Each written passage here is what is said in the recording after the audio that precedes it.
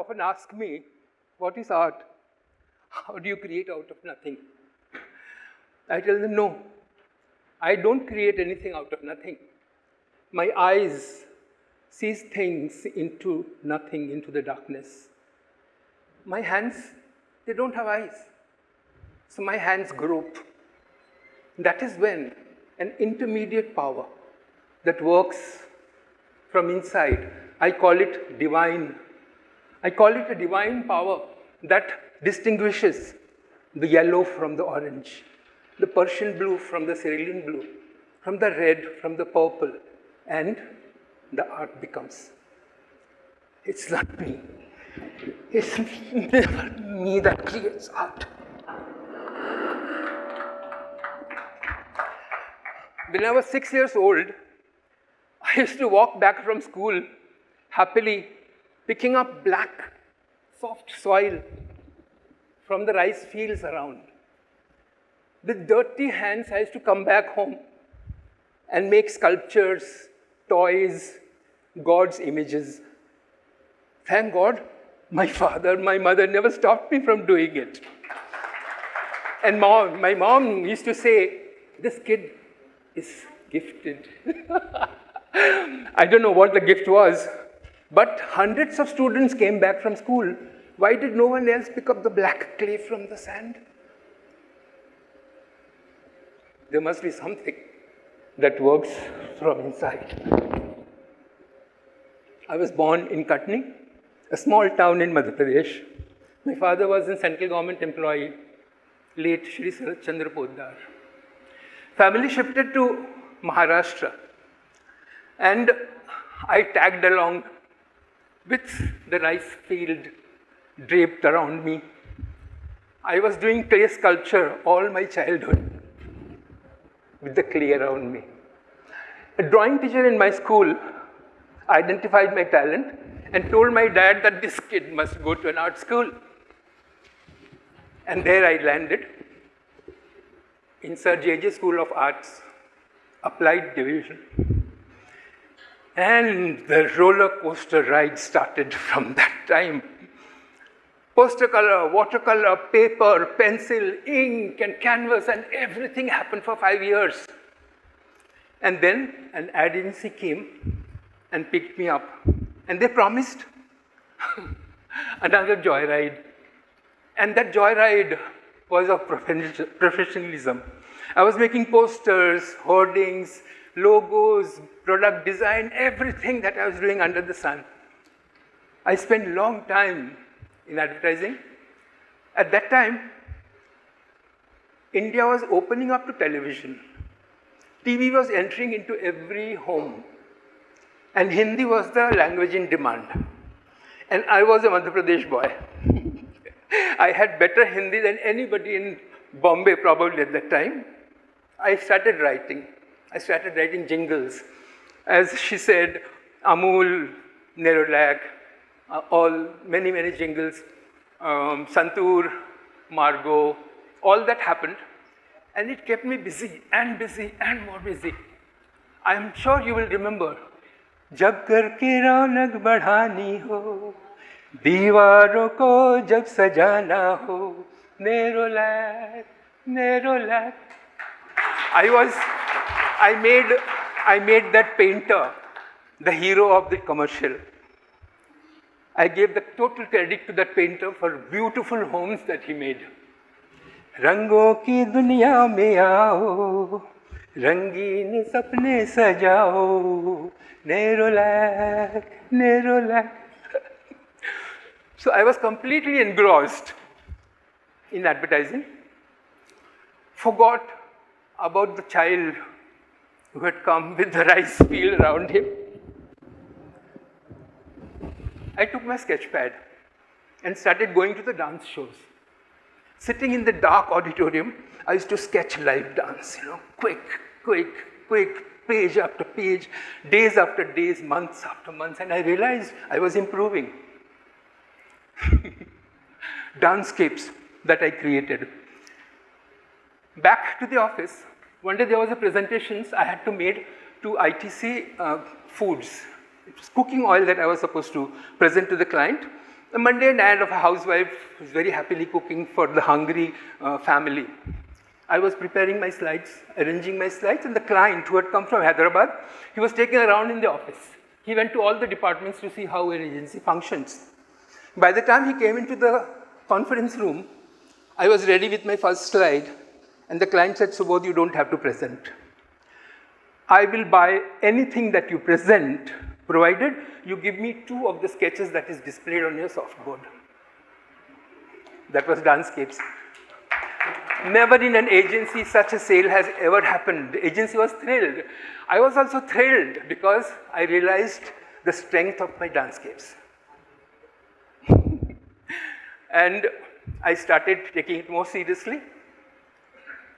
I took my Dancecapes out of the auditoriums and started visiting dance schools. I went to Delhi to Birju Maharaj school. I went to Assam to Pradeep Chehlia's office. I went to Chennai and Cochin and Ahmedabad. At Mallika Sarabhai school, I met an Italian girl, Antonella. She was doing her PhD in Bharatanatyam. She freaked out on my drawings. She said, let's collaborate. I said, yes, we will. You dance, I will paint. She said, I love to dance with the nature, with the forest, with the water, with the sand. I said, okay, we'll go to a beach. So I requested a friend of mine, very good photographer friend. I requested him to come along and document the madness. So he was standing on the side, on the beach, on the sand with his camera, facing the water. I was standing in the water, knee deep, with my easel, with my papers, with my ink. The camera couldn't see what damn thing I was doing because the camera was there, I was here. And that girl, that Italian girl, marvelously dancing. She's dancing with the sand, she's dancing with the water, she's dancing with the breeze and with the sun. My God, I was stunned.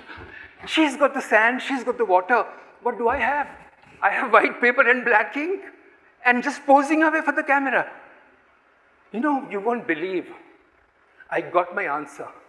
A gush of wind came and threw all my papers into the water. My God, the camera was rolling and I had to paint. So I picked up all my papers, gathered them and put them on the board again and started painting on it. The black ink, when it touched the white paper, which is wet, it had a life of its own. It was going zoop, zoop, zoop, and I was stunned. You know, the eyes, what the eyes were seeing, and my hand was unable to draw, happened automatically. I saw God face to face.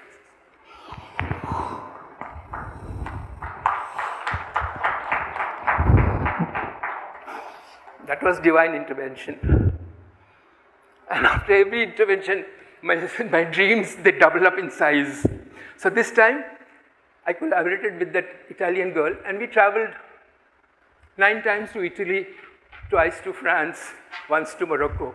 And our show was, she would dance on stage, I would paint, and there would be 4 cameras on my easel, on my canvas.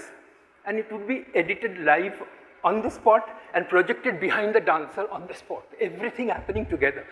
Wonderful show. People in Italy and France, everywhere, they used to gather around me and they used to pick up my sketches after the show. Beautiful experience with Dancecapes I had. Then I was retired from advertising. I had a lot of time in hand. You know, there I went back to the clay. I picked up the clay again and I started making clay statues. Terracotta, bronze, ceramic. I was experimenting with everything. Once I was sitting in my studio, I was making a huge statue of Gautam Buddha. You know, Gautam Buddha's statue. And when you make a ceramic statue, you have to work stage by stage. When the first stage hardens, only then you can load the second stage, and then the third and the fourth. So I had arrived up to the neck of the Buddha. Face was being done, and the studio was surrounded by forest.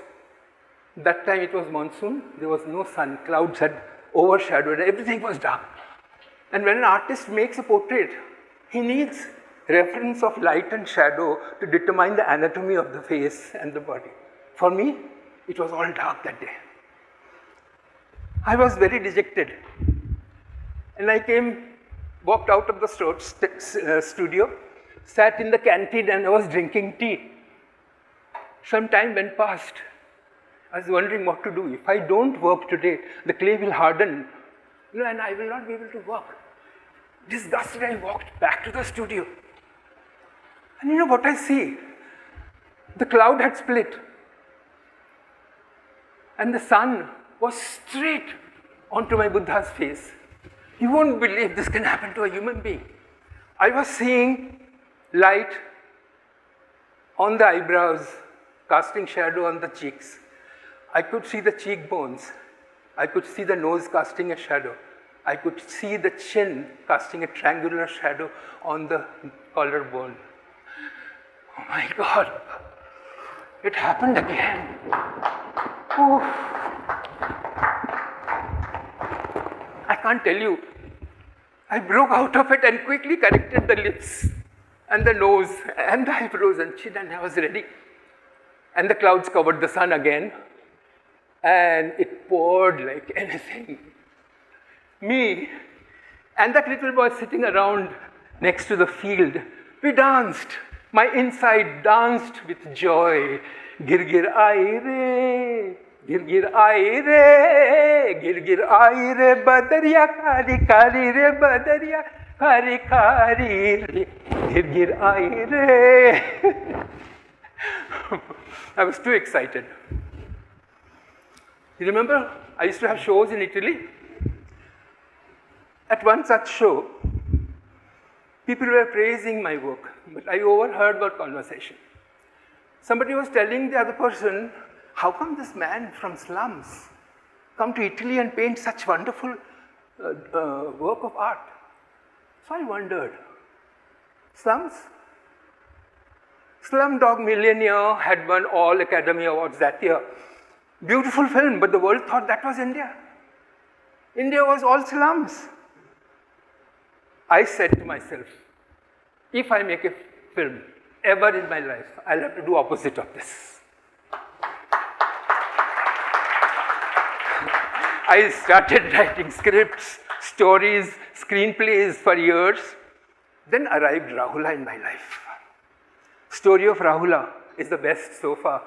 Rahula was son of Gautam Buddha, only 7-year-old.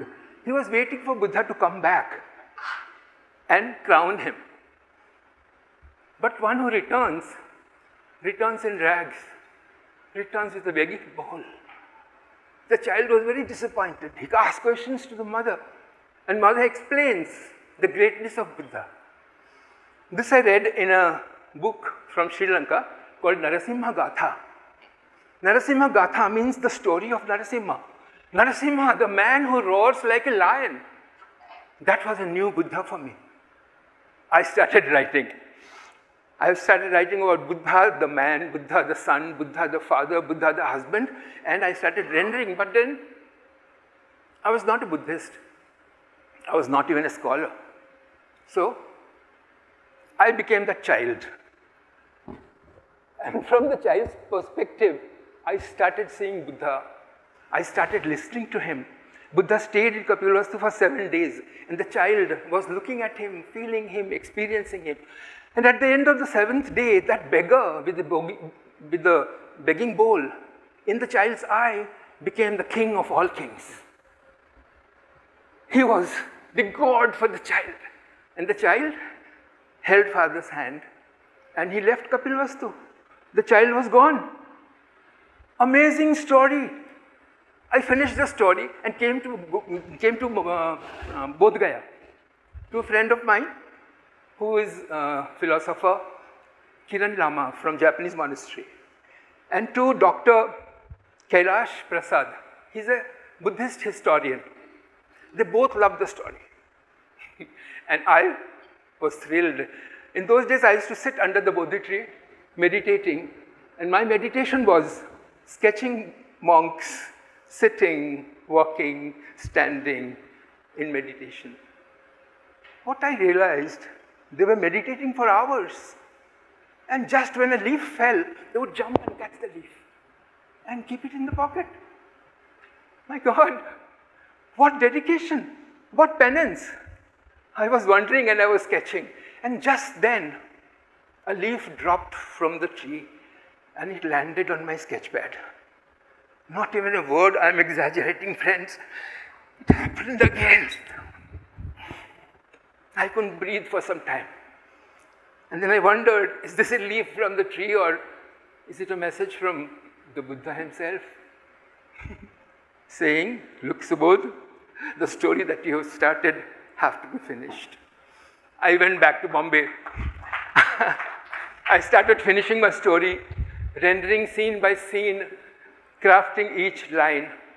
Story was ready in a couple of months. The lockdown began. There was no office support. There was no typists.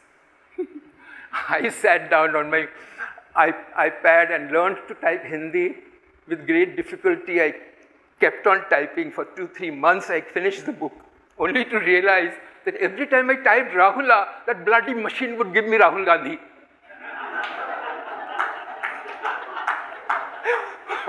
"300 pages I had to correct over months."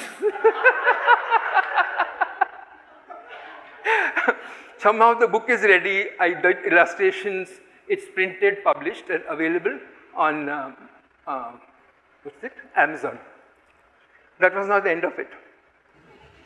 There was no book launch happening because of the COVID. So I took the book back under the Bodhi tree. The chief monk of Mahabodhi temple and many other prominent monks, they unveiled my book. I was so happy that it happened. Even Dalai Lama, of all the people, has blessed my book and signed it.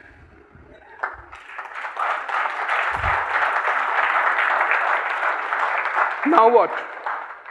That boy, besides the rice field, still waiting. He wants more dreams. More dreams to be fulfilled. I know tomorrow there will be somebody with deep pockets and big heart. There will be a studio with immense production capabilities, and together we will make this film. That will make India proud, and world will see a new India through my eyes.